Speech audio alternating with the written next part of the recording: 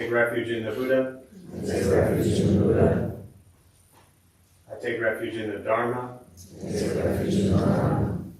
I take refuge in the Sangha. I take refuge in the Sangha. Keeping the palms joined.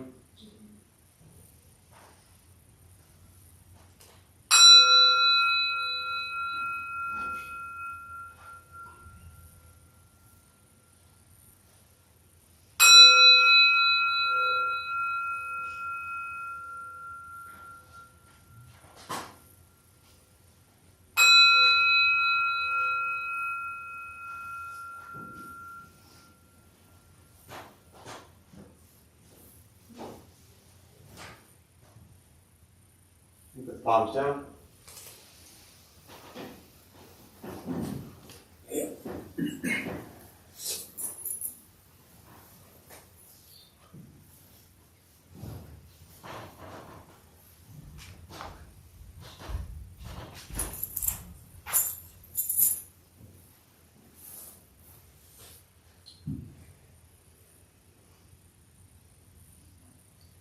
All right, good evening, everybody. Nice to see you all. Thank you for showing up. Anyone here for the first time? As you're here for the first time, what brings you here?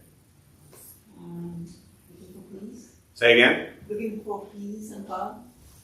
And you think you're going to find it in this place with these people?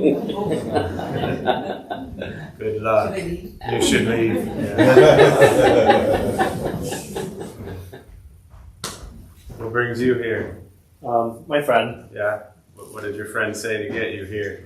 I've been going to a few AA meetings recently, Yeah. and this is just like a new, I guess, thing for me to try. Nice. Well, welcome. Glad you're here. Thank you. What else? As we're here, I saw some other hands. First time. Yeah. She might be shy. I don't blame her. She's 13. It's her first time in a Buddhist temple. It's a form of punishment. She didn't listen to me today.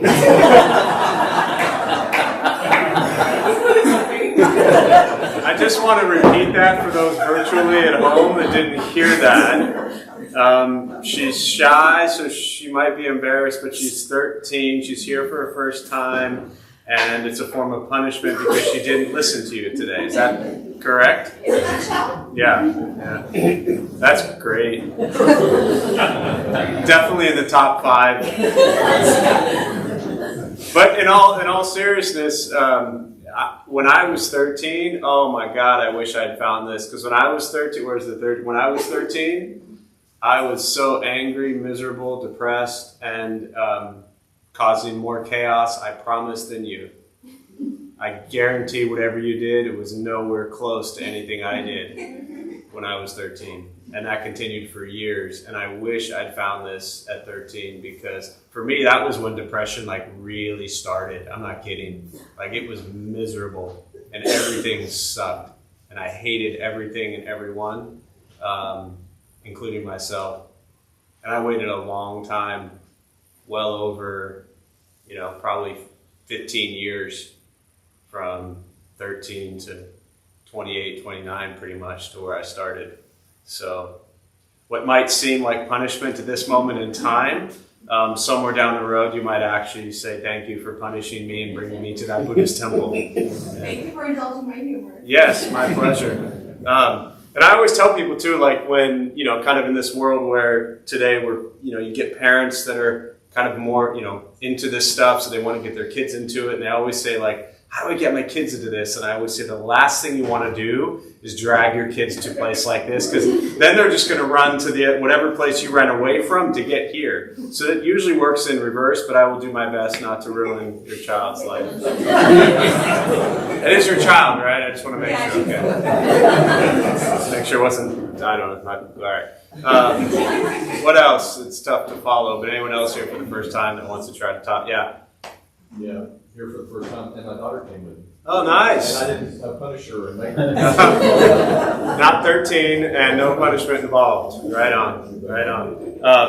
Yeah, which is funny because I often say, did anybody get dragged here tonight? And now we have one. But welcome. I'm glad you're both here. Anyone else while we're at it? The hands went down after that. Yeah. So welcome. We're going to start with a meditation practice. A couple things to tell you before we begin. Nothing's going to happen to you. You're not going to float away. You're not going to have any mystical, magical experiences. The mind that races all day long is not going to shut off. Don't judge your practice, meaning don't ask yourself, is this working or not working? Are you doing it right or wrong?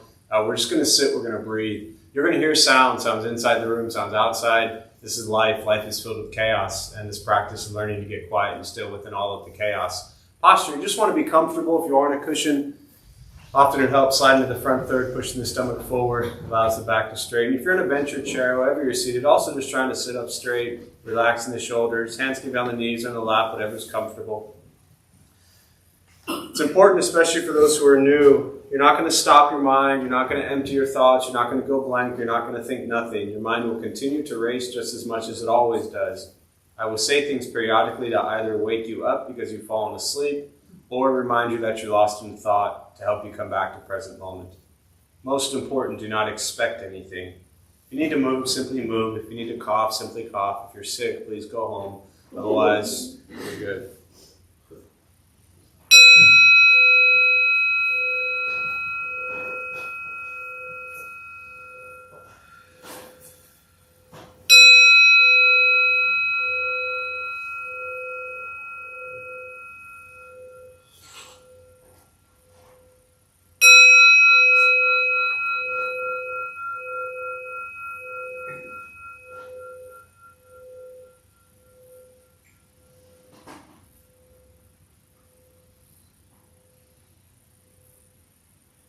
Starting with your eyes closed if comfortable, or slightly open.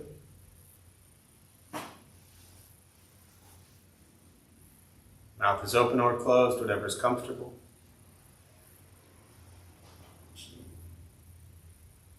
We'll start with taking 3 deep breaths slowly.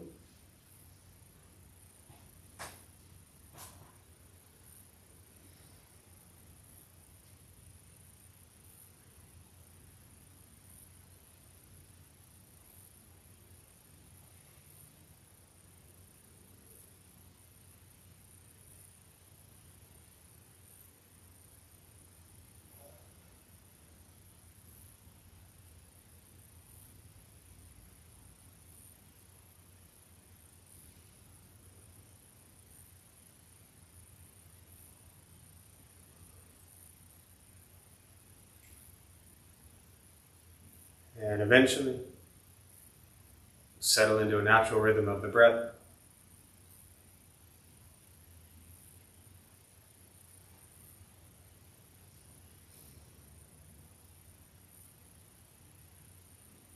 Noticing the mind as it wanders, jumping from thought to thought.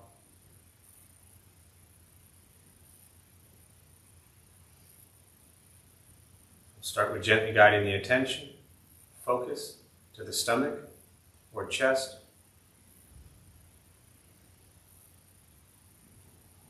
Breathing in, feel them rise. Breathing out, they fall.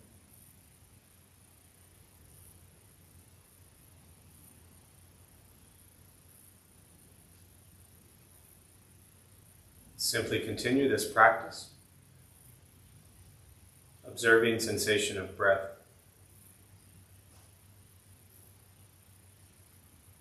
Expecting nothing but to sit and breathe.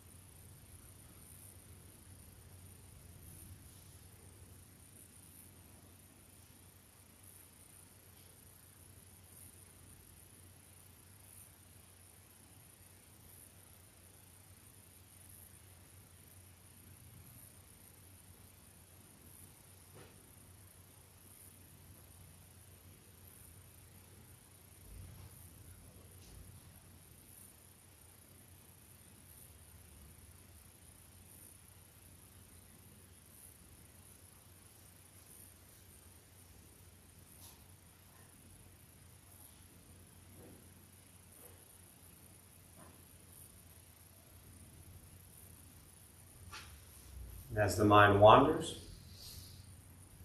lost in thought,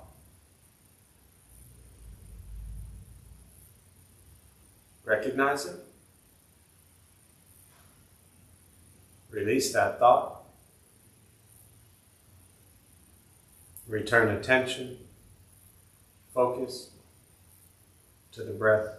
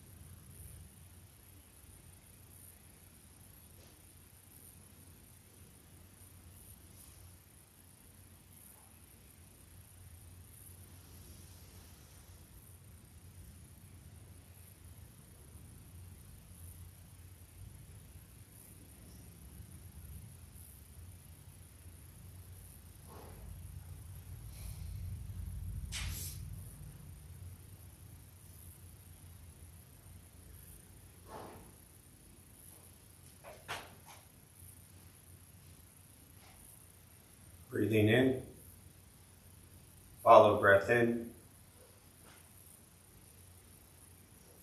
Breathing out,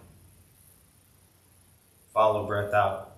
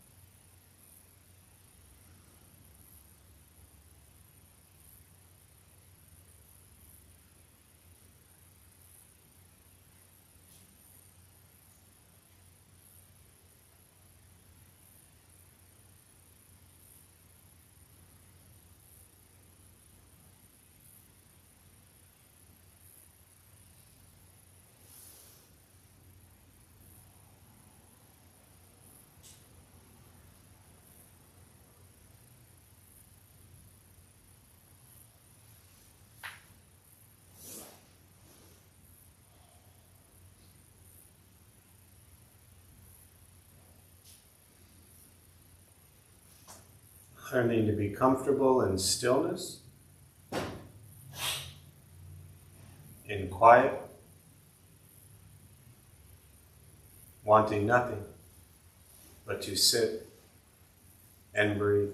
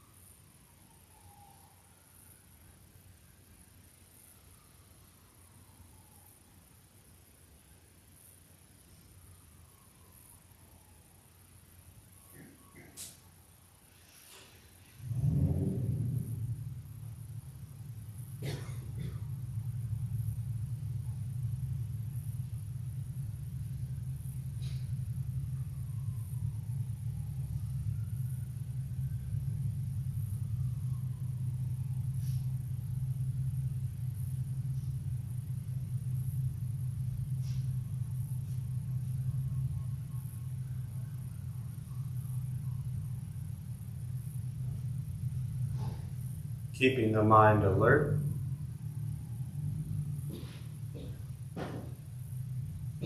Aware of each sound.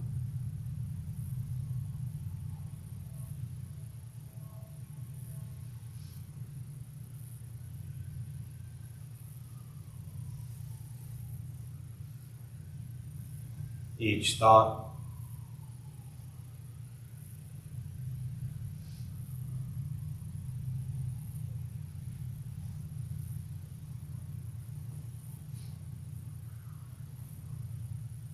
Each physical sensation.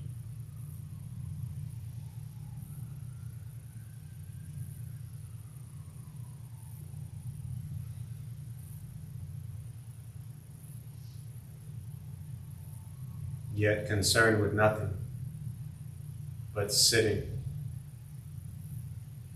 breathing.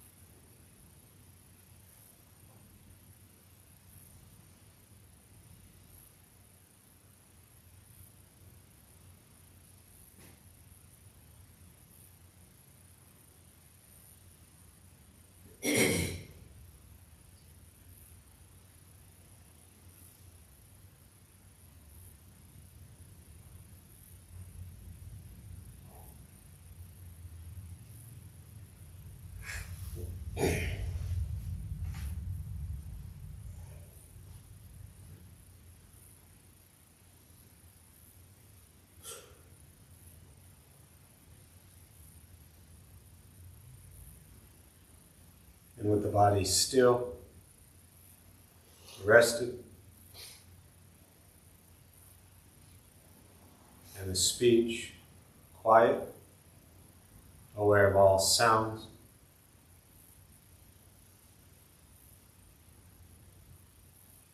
and the mind learning to settle.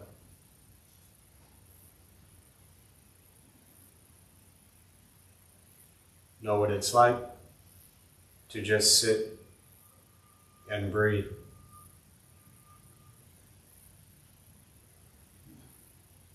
Knowing with each breath, there's nothing else to do.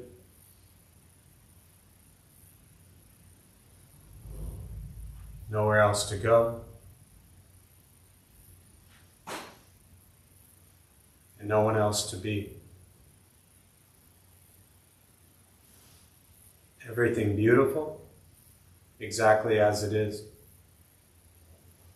Sitting, breathing.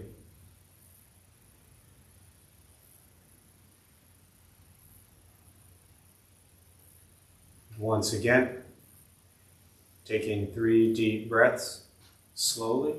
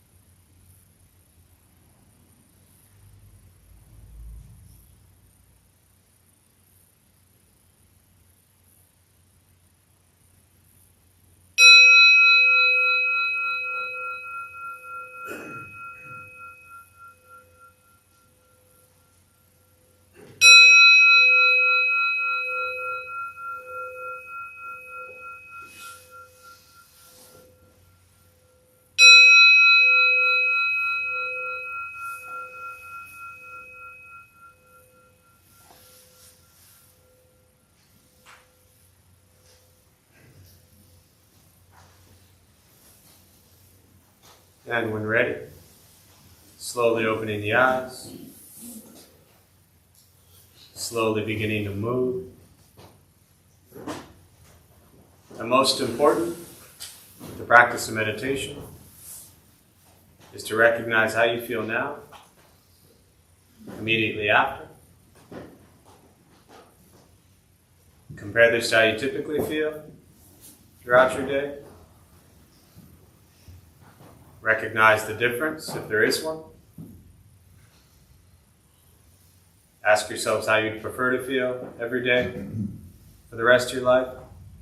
And realize however you feel now, if it's quiet, calm, and still, or a busy mind, racing mind, whatever you're sitting with at this moment, has nothing to do with anything I said. It's nothing to do with how we sit and hold the hands or cross the legs. It's nothing to do with the sounds around us or anything else for that matter. It has everything to do with your own mind and your own mind's reaction to an external condition. This is what the Buddha called pratitya samutpata, means dependent origination. This is the basis of the Buddha's awakening. The word Buddha simply means awakened. He was a human being, no different than any one of us, who began to understand why he suffered, why he got angry, sad, depressed, stressed, anxious. He began to understand the causal relationship of all phenomena. And what that means, very simply, for all of us, regardless of where you come from or what you believe in or where you think you're going, your whole life is filled with things that happen. You react. More stuff happens. More reactions. That's it. That's what we get. This practice is simply learning what it's like to respond to something quietly, peacefully, still. Because for most of us, the way you responded to the last 20 minutes is quite different from how you respond to every other 20-minute period of your day. And so all we're working on is closing the gap to where the way you feel now is closer to how you feel always. Just as driven, motivated, productive, successful, whatever that means to you in your respective lives. But with a mind that's steady, clear, focused, distracted by nothing, disturbed by no one. This practice is not easy. It's not necessarily fun. It's not an escape, as often people think it is. If your life is a crazy, hectic, stressed out mess, meditation doesn't fix that. It creates time and space for you to become aware of your life that's a crazy, hectic, stressed out mess so you can then actually make changes in your life. Meditation is free. Buddhist practice is free. It's just sitting, breathing, learning to be kind to yourself and everybody you encounter every moment of your life. And that's it. We spend so much time hoping they do this, hoping they do that, wishing they do this, wishing they do that. So much time focused on the thoughts and words and actions of everybody else. And this practice is not that. This practice is direct perception into the present moment. And the present moment is filled with chaos, conflict, difficulty, challenges, disagreements. That's what we get each moment. And this is an opportunity to be with life as it arises. Not trying to change others, not trying to fix others, not trying to correct others, but to work on ourselves. Our thoughts, our words, our actions. And to become aware and mindful of how our thoughts, our words, and our actions impact our lives and the lives of those around us. And that's why this is difficult for many people, because it requires you setting down for a short period of time this endless desire to try to control everyone else and everything else. And to recognize you've got to focus on yourself and take care of you. Because if you're a mess, you can't help anyone. In fact, if you're a mess and you're trying to help people, you might just make them worse. So this practice is for you first and foremost. And then when you bring this practice into your life and you learn to be kinder and gentler towards yourself, then you begin to impact others in a beautiful, positive way. But it's not for everybody. Being honest and actually looking inside at our own anger and our own sadness, our own depression, all that kind of stuff, it's not fun. But all Buddhist practice is it's a mirror, reflecting back on ourselves.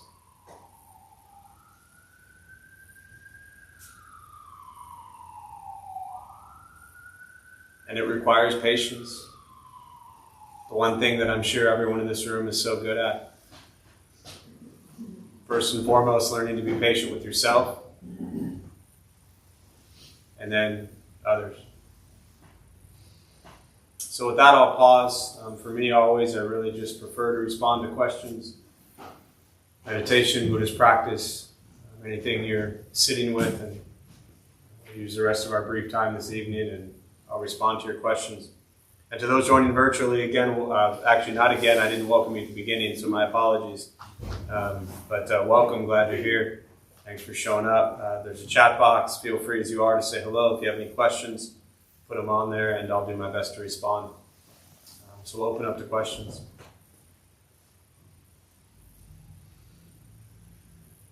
Yeah. Mr. Jeff, Yes, I'd sir. like to start off with saying, I believe I can speak for others in the room. We really appreciate your service and say thank you. And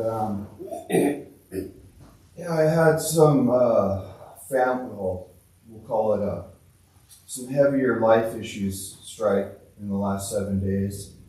And without going into great detail, because I know our time's limited, a lot of questions arose, but right to the chase, I'd like to know if somewhere in the Buddhist teachings, if you ever taught anything about suicide. Yeah. Yeah, so we're starting out with a light one tonight. Yeah. I actually was real hesitant to bring something. No, I'm glad you did. Yeah. And I wanted some time to work through it even on my own. Yeah. And I know there's a loving compassion side to it. Sure. But also, I think there might be something I'm missing, another angle on it for preventative and post. Sure. Yeah, so, there's many ways to look at this, right? And the question around suicide, specifically with Buddhist teachings. It wasn't anything that there was a necessarily specific sutra or teaching on, right, to my knowledge. But what I can tell you is there's a lot of ways to kind of explore it, investigate it, based on so many other Buddhist teachings that in many ways address it directly, right? I can also say that, for me, I remember being, not to get too personal with things, but using Buddhist practice to look at my journey, my life. I remember being 15 years old and sitting in the backseat of my car, I know 16. Don't drive till you're 16. 16 years old and sitting in the back seat and holding a knife to my wrist and thinking I'd want to die, because I had just broken up with my girlfriend. 16. And, I always reflect back on that, through this journey and this practice and anytime that question comes up, because I'm immediately right there. I can see myself 16 years old sitting there, and there's a couple things. I think, one, to begin to look at that when we are in that place as an individual, we're there because we're suffering. And for those who are brand new to Buddhism, let me just say this first. The Buddha was just a dude. He was just a human. Wasn't a god, didn't preach commandment. He was just a person. No different than anybody in this room, right? He struggled and had challenges and had family and had difficulties just like all of us. So his teachings really were about not necessarily solving life's problems specifically, but first and foremost, understanding them. And when we begin to understand what's really going on, then we can begin to maybe create some change. So coming back to the question, when one is in that situation, right, there's a lot of pain, tremendous suffering. Right? Many people in this room have known people who've gone through that. Many in this room have thought about it themselves. And some in this room have probably even tried and are here, so they were not successful, right? But it's something that around these kind of spiritual environments, you'll see quite a bit. So first, there's a lot of pain in the individual. Now, the Buddhist teachings around reincarnation, rebirth, continuation of consciousness, whatever you want to call it, without turning this into a talk about that, at the time of the Buddha in India, 2,500 years ago, they pretty much all believed in reincarnation, that there was a continuation. If you told somebody at that time that you had one life and then you're going to heaven or hell, they would have thought you were crazy, right? You walk up to people today, and the way that we grew up in this culture in this time of day, most people grew up thinking kind of one life, heaven, hell, or whatever it is. So this idea of rebirth or reincarnation in modern day today is really strange for a lot of people in Western culture. Not so much in other cultures, but here. So this idea that there's a continuation, and that Thich Nhat Hanh's teachings, and I suggest you look at this, no birth, no death. Just Google Thich Nhat Hanh. I'll write it down for you if you can't spell it or find a book. No birth, no death. No coming, no going. And this idea that we get stuck thinking that these lives are just these permanent things and then they're done. But in this moment of anger, individuals want to be done. Right? Now, you said the word preventative. From a preventative standpoint, the question is to understand if we see and we know people in this situation, the question is how to create safe space for them to share, for them to open, for them to be comfortable. There's obviously a lot of pain going on, right? And I'm not a therapist. I don't want to get into all that. And, there's no letters after my name other than the letters in my name, which are hard enough to spell.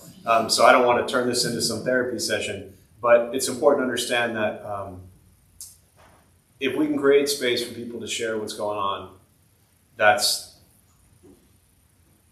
one of the best things we can do. And very often in cases like that, you don't know. And there isn't much you can do. And the individual chooses to do that. And that's their journey. That's their path. It's not about being right or wrong or good or bad. That's the path that they're choosing. But the question again is, why are they choosing that? They're choosing that because there's tremendous pain and tremendous suffering. And they've chosen to end that time. Now the other side of it is, how do we as survivors, as individuals who experience that loss, right? And one way is to understand that in that moment that suffering is done. Again, it doesn't make it good, it doesn't make it right. One way to look at it, as well as the teachings, is to do no harm. And that means to ourselves as well. Right? So the practice of do no harm means in any way, physically, mentally, emotionally, to cause no harm to ourselves or others. And the reality is when one chooses to do that, they've caused harm to themselves, right? And they've also caused harm to others, you know? So, the teachings of compassion, to have compassion towards self, towards others,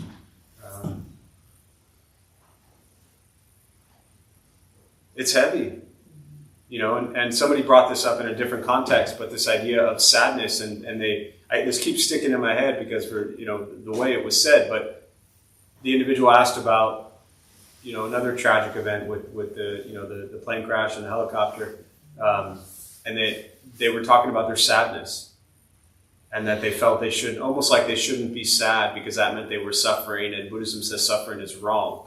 I'm paraphrasing, that wasn't her words, but suffering is not wrong.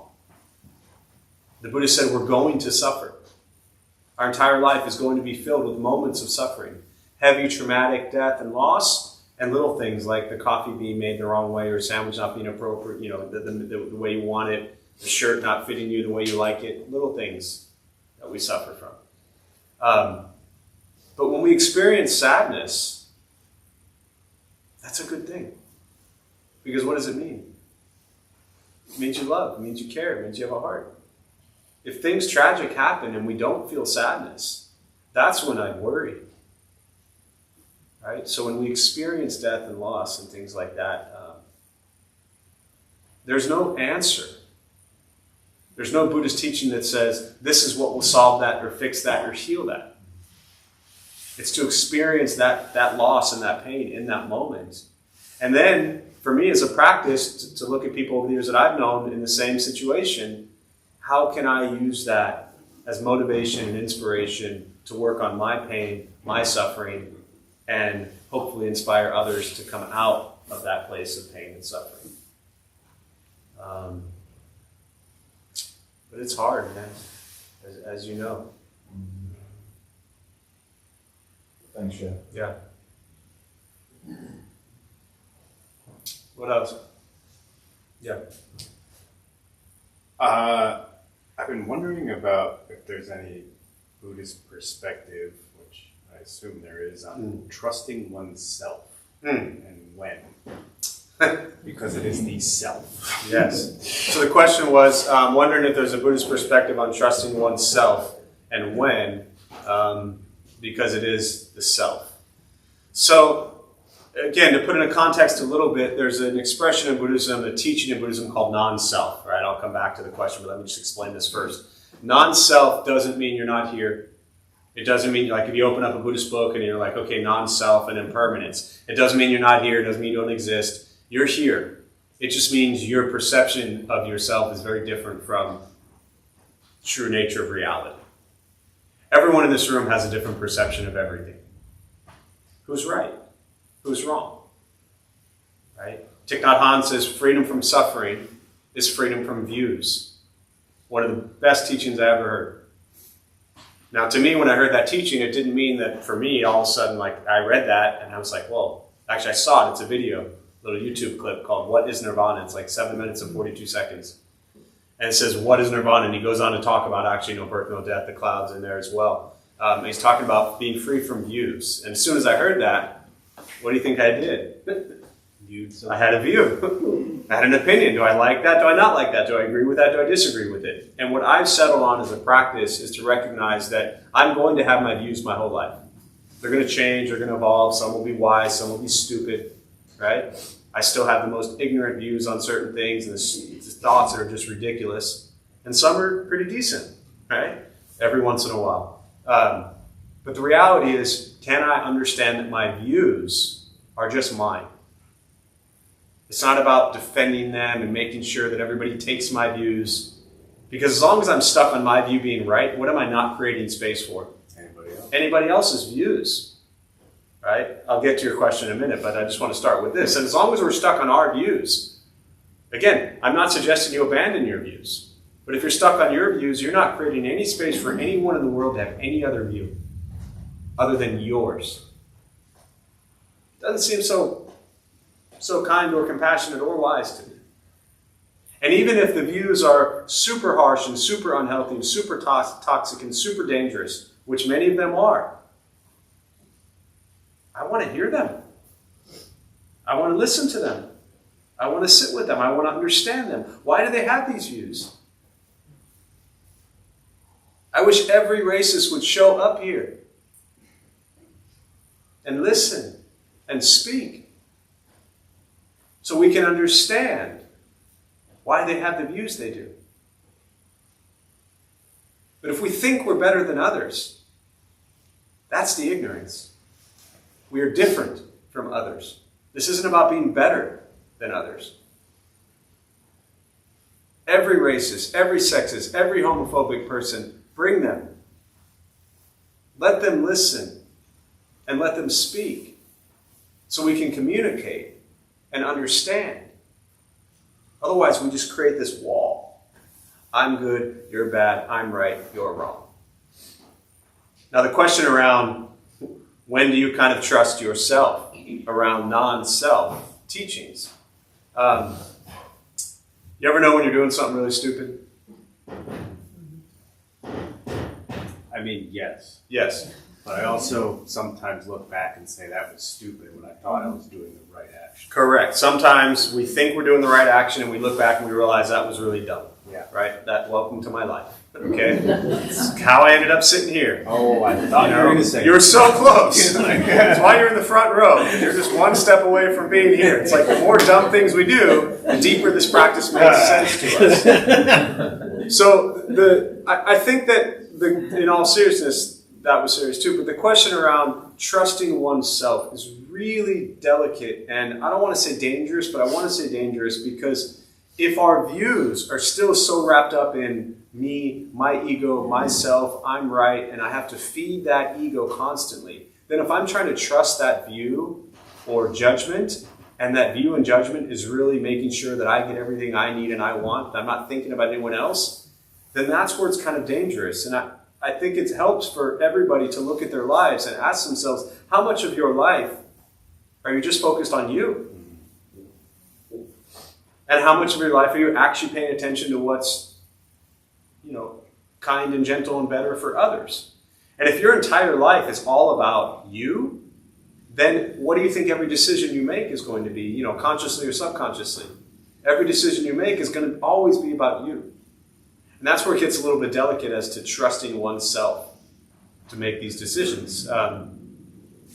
I think as kind of a rule of thumb in Buddhism, with around right speech and thoughts and things like that, speech, you got the kind of, is it necessary? Is it truthful? The honesty?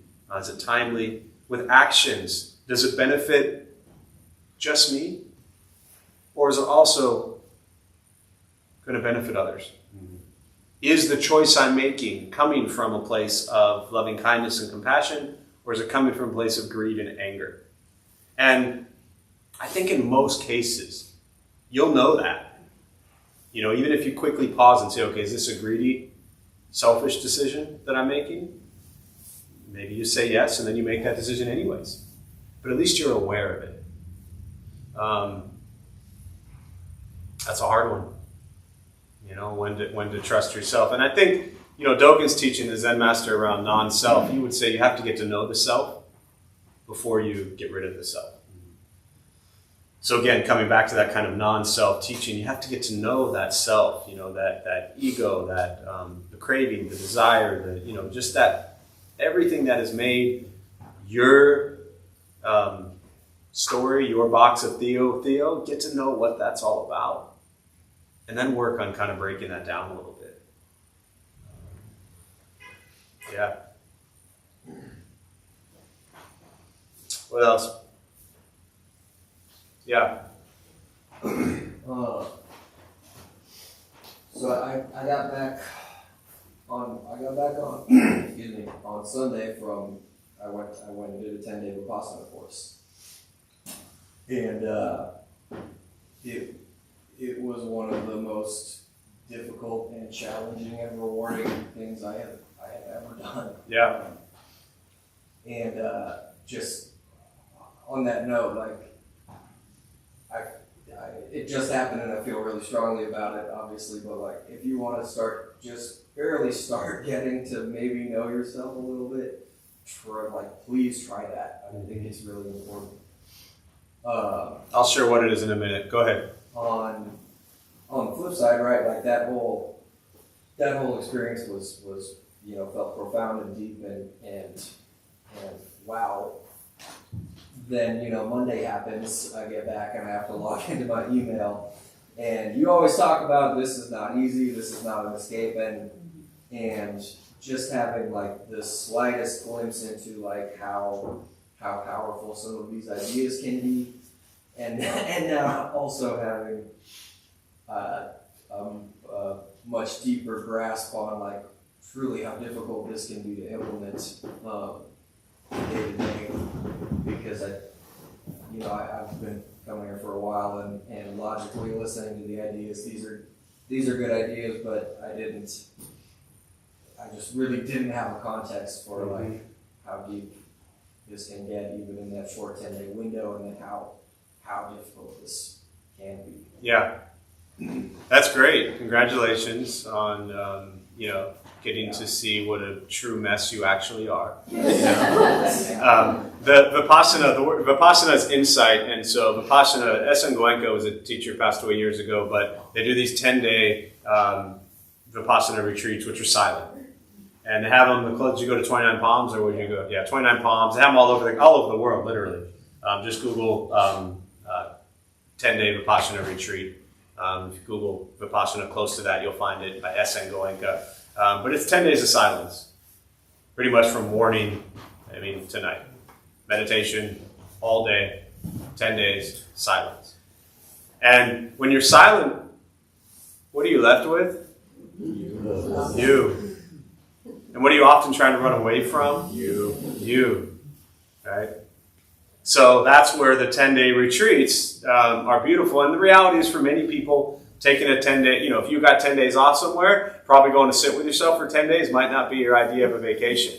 Because it's, like you said, the most rewarding and also, I forget what words you use, but it's difficult, challenging. Like, it sucks and it's beautiful all at the same time. And that's the reality. But the beauty of, and again, don't have to do 10 days. Here at Temple, we do a 4-hour day. So the first Saturday of every month, we do a 4-hour day of silence retreat. And I always tell people, like, if you think 20 minutes of silence is difficult, try it for 4 hours. When you can sit for 4 hours, then 20 minutes is so much easier. But the reality is, when you sit in silence, you're stuck with the only thing that causes all your suffering in your life. And that's you. We often think that other people make us happy, and other people make us sad. Or other people bring us joy, or other people bring us, misery. We do that on our own. People and places and things will come into your lives constantly. But if we're constantly looking for some other person or some other place or some other thing to bring us joy and happiness, then when every little thing goes wrong, we're just devastated and crushed and destroyed. And so we will spend our entire lives searching for that person or place or thing to bring us ultimate joy and happiness. Because the reality is, as a few of you shared, nobody showed up here tonight looking to make themselves more miserable. Right? We don't come to these things to become more miserable. We don't come to these things to become more pissed off. We're there already. That's like baseline for most people that end up in places like this. Those of you who come here thinking that like you're going to be surrounded by calm, peaceful people, those people are not in this building. They're at home watching cartoons or whatever, Wheel of Fortune or whatever they're watching right now. Finishing up Jeopardy. That's what they're doing right now. This room is not filled with calm, peaceful people. This room is filled with people that are just beginning to become aware of what a mess their hearts and minds are. And when you can look at that, which creating days of silence creates that space for that. And again, for many people, going to 10 days or even going to 4 hours or going for a day is not possible. Just try an hour. And I don't mean like while you're staring at your phone. We could all sit and watch Netflix for 12 hours straight, not even get up to go pee. But I was silent for 12 hours today, and you finished whatever the latest thing is you're watching on Netflix, right? Been there. Try eating a meal in silence and not staring at your phone. Just try being quiet. Try driving or whatever your modes of transportation are and not listen to music. Like, just learn to be with your own mind. That can be very scary for many people. But if you want happiness in your life, you have to learn to be at peace with the one person that is making your life miserable. And that's you. And most people don't want to do that. And so they keep searching and searching and searching and seeking and seeking and seeking and trying something else to bring them happiness. Some other relationship, some other career, some other school, some other whatever. You don't need anything. This will also save you so much money. So, yeah, what else? Yeah. Kind of piggyback off the question with Frank, he was asking how to trust yourself, I believe, or I find that often we try to forgive other people more than we try to forgive ourselves. Yeah. Like, I want to understand maybe your perspective on how to, when the situation occurs, to take accountability, process, learn, and then just let it go. I find that often I don't get there, so how would you recommend doing that? Are you talking about, because you were talking about forgiveness and then you shifted to accountability, so... Or just like kind of like learning from it and letting those mistakes go? Yeah. I'm not a big fan of the expression, so the question around learning, so basically learning from the stupid shit you've done and how to move forward. Yeah, just learning, Yeah. Don't let it go. I'm not a big fan of this idea of letting it go. I'm a big fan of the Buddhist teachings around impermanence, which tells us that everything will change. But being present is often kind of this, very often meditation in Buddhism, there's a term called spiritual bypassing. People are like, oh, I'm so present. You know, that person I treated like shit yesterday, oh, it happened. It's done. Don't forget those things. Don't let those things go. Because if you forget them and let them go, what are you going to do? Repeat them. There was a woman came in here years ago. It was wonderful. I mean, not for her in this moment, but it was a wonderful experience, and I still reference it. But she came in and she asked a question and said that her wife was really angry at her. And she wanted to know how asking the question, how she could feel better for her wife being angry at her. And I said, well, did you do something to make your wife angry? And she said, yes. And I said, well, then why are you immediately trying to feel better? You caused pain, and now you want to feel better. Right? As I alluded to earlier, I'm not even joking, like I caused so much pain and misery and suffering as a bully and everything else I did when I was 13 years old, and that continued for years. And then, you know, do that and then show up at your 20-year high school reunion. And there was an assembly line of everybody just letting me have it, wanting to know why I did what I did. And I had to own that.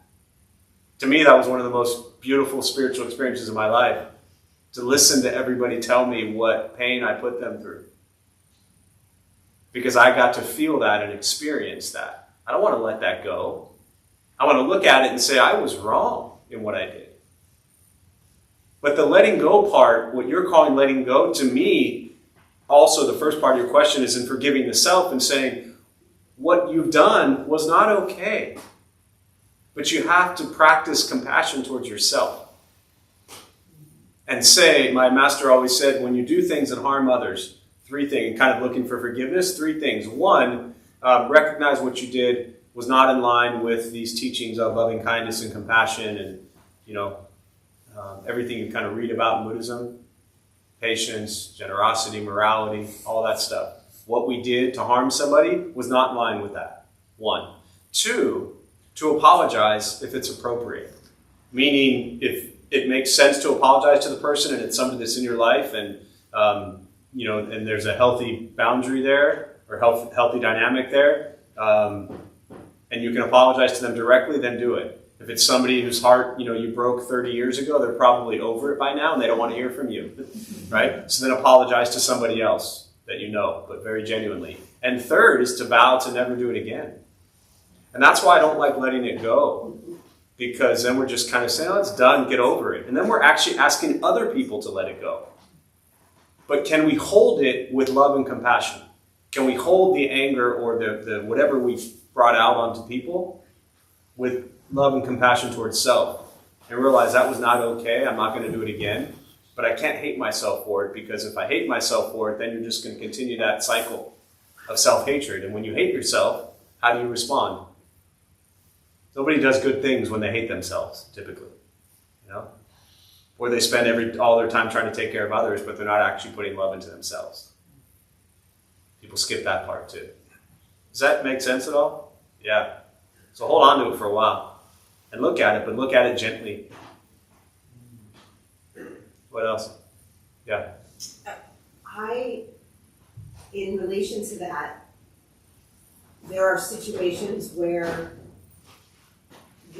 somebody's perception or experience of us is not in alignment with perhaps our experience in that same moment, or for whatever reason, and the sort of reconciling between having compassion and understanding that somebody else is having a really negative experience that we're not having. Right. Yeah. Are you asking how to reconcile that, or how to have compassion for them while they're viewing and judging you? That's what I heard. No, I mean, I think that it's more about, how to not come off, not to understand that that's their experience and that's real for them, and it's completely not my experience, and just because sometimes I'm an ass, but sometimes I'm not. And sometimes you're not, yeah. So, I think your answer, to me, the answer response is really in your question, in understanding that, if you ask 10 people, and you've heard me say this before, but if you ask 10 people to describe you, right, they're going to describe you 10 different ways. And then you describe yourself. And you're going to give yourself a completely different description, right? And I'll close with this thought. The views that you have of yourself are also not correct. So one way to see it is that the view that other people are having of you is not correct. Nor is the view that you're having of yourself correct. So everybody is just forming kind of this illusion of an idea of you. But the reason I say your answer was in your question, because at one point throughout what you were sharing, you said to recognize it. That's literally, to me, the response, the practice is to recognize everybody has a view of me. Period. That's it. And the practice is to not allow their views of you to have any bearing whatsoever on you. However they view you is how they view you. That's, as I say, that's their mess, not yours. But I also, caution people who, especially if you have harsh views, those who have harsh views towards themselves, which is, again, most people who show up at places like this, to also understand that view is not correct. We're often, our own worst critic, so to speak. So all the views of yourself, including yours, they're just perceptions. None of them ultimate truth. The practice really is to drop the labels altogether, to drop the boxes, the descriptions, and the practice is to let ourselves be defined, if by anything, our actions. Let our actions define our lives, not the words or labels or critiques or praises that people put on us. Because if people view you in a negative light, and again, I'm just kind of rambling here, but for anybody, if somebody views you in a negative light, the practice may be, okay, well, I want to let that not bother me, right? But what if they view you in a positive light? You're like, oh, I like this. Both are wrong. Both are just perceptions. So however people view you, that's their mess. You don't want to attach to any of that. Some people will come into your lives and they'll love you to death. And some people will come into your lives and they're going to hate you. That's just the way things go. The question is, can you love yourself? And can you practice kindness everywhere you go, to everyone you meet, regardless of their views of you? That's on you. That's what you can control. So I'm going to close on that. We'll join palms. May the benefit of this practice be shared with all beings in all directions. May all beings be at peace. May all be free from suffering. May any merit gained from this practice be transferred to those who need it most.